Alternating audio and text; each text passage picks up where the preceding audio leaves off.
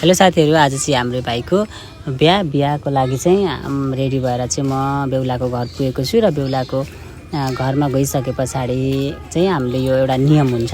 यो नियम चाहिँ थानमा गएर पूजा गरेर आउने भनेर चाहिँ नियम हुन्छ। अनि त्यस पछाडि चाहिँ हामी बेहुलालाई लिएर चाहिँ गयौँ, बेहुलाको दिदी, बेहुलाको भाउजूहरू अनि म पनि गएँ। अनि त्यस पछाडि चाहिँ हामी यसरी मन्दिर जाँदैछौँ है। अनि अब तपाईँहरूकोतिर कस्तो के तरिकाले गर्नुहुन्छ त्यो हजुरहरूकोतिर हो, र यो हाम्रो चाहिँ भाइहरूको चाहिँ यस्तो चलन रहेछ। अनि यो चलन चाहिँ मलाई एकदमै राम्रो पनि लाग्यो।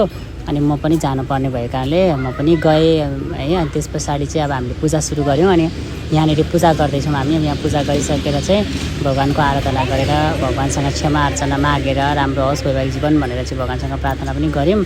अनि त्यस पश्चात चाहिँ अब हामी फेरि घर जान्छौँ। अनि घर गइसकेर बेहुलालाई रेडी गरेर हामी जन्ती जान्छौँ। त्यो पनि हजुरहरूमा भिडियो राख्नेछु। र मेरो भाइलाई चाहिँ तपाईँहरू सबैजनाले आशीर्वाद दिनुहोला, उसको जिन्दगी फलोस् फुलोस्, राम्रो होस् है। अनि हजुरहरूको दिन पनि राम्रो होस्। र बाँकी भिडियो पनि आउनेछ। हजुरहरूले यो भिडियोलाई माया गर्नुहोला, सबैजनाले आशीर्वाद दिनुहोला, साथ सपोर्ट गरिराख्नुहोला।